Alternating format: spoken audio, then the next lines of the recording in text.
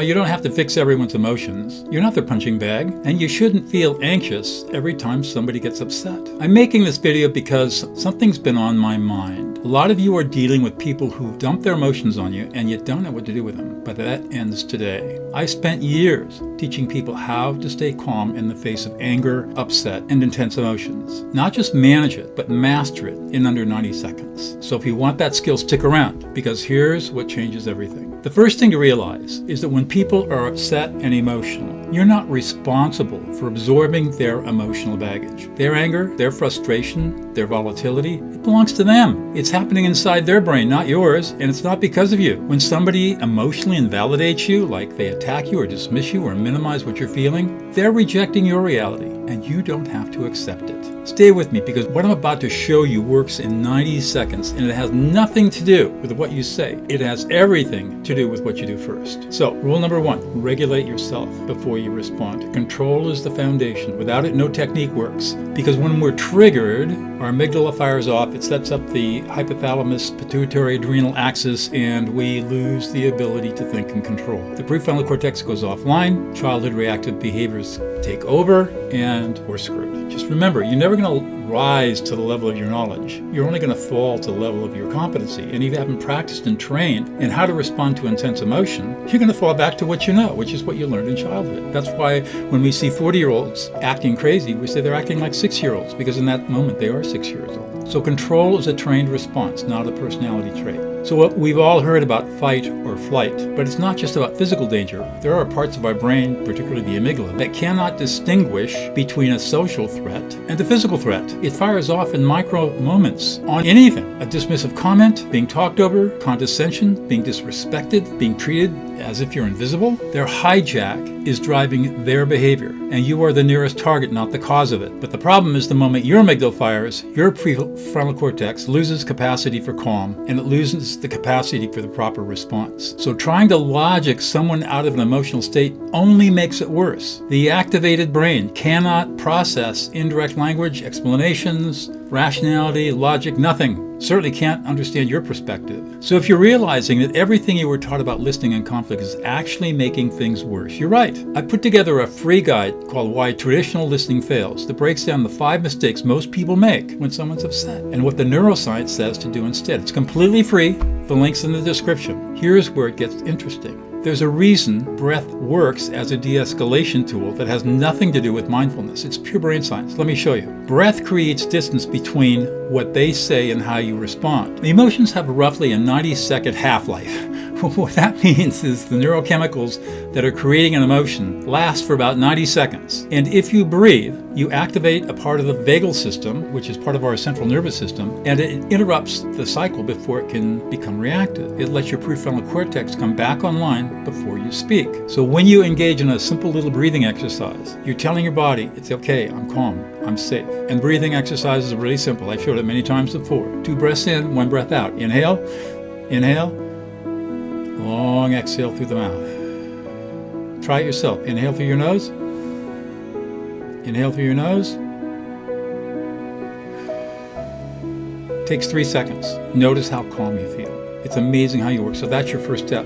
Breathe through your nose, then exhale. It gives the other person time to begin settling on their own as well. Another thing you can do is go back and think about behaviors and words and phrases that trigger you. So identify what upsets you the most. And then you can write it down and say, when somebody does this, I feel X and I react this way. Then you can write down, when somebody gets angry at me, I'm not threatened. You could write down, dismissiveness does not threaten me. I am not insulted when somebody disrespects me. Labeling a behavior as non-threatening activates the right ventrolateral prefrontal cortex, which dampens amygdala activity. So here's the thing. When people emotionally invalidate you, they're shutting down your prefrontal cortex. And when you let a behavior threaten you, you hand them the controls. The reframe takes the control back to you, and you regain your power. I'm going to show you a real situation where this worked, and no, it wasn't a therapy room or a negotiation table. It was at an airport, and the exact question that turned it around in 30 seconds. So I was going through TSA security on a trip recently, and a TSA person made some kind of condescending comment to me. I don't know why. They're having a bad day. But instead of reacting, I took a deep breath, breathed it out, and then I looked at the agent and I said, "You're really frustrated and annoyed. You don't feel listened to. You don't feel heard." You know what happened? The agent immediately apologized and became helpful. That worked because I redirected the agent from non-reactive behavior to emotional reflection and a regulated emotional state. I forced that agent's prefrontal cortex back online. So here's a core teaching. Whenever you're confronted by somebody who's emotionally intense, and maybe they're being intense at you, maybe they're yelling at you, you are not trying to win. You're trying to change the brain state in the room from dysregulated to regulated. If you want to practice skills like this with other leaders and professionals who are working through the same situations, I have a free school community called the De-escalate Academy, where we go deep on this every week with real scenarios, live practice, and the full framework. You can join for free. The link is in the description. And if you're facing a specific situation, please share it in the comments and I'll try to respond to it. All right, sometimes you'll get questions such as, did you mean to insult me? How do you expect me to react? How do you want me to respond? These questions fail every single time because they create a defensive reaction in the other person's amygdala. The moment you add I to the expression, it becomes all about you and you lose the battle. So what you really want to do is simply label what's going on. Instead of saying, did you mean to insult me? Say, you feel really insulted. How do you expect me to react? And don't do that. Say instead, you're angry, you're frustrated, you're upset, you don't feel heard. Simply name the emotion.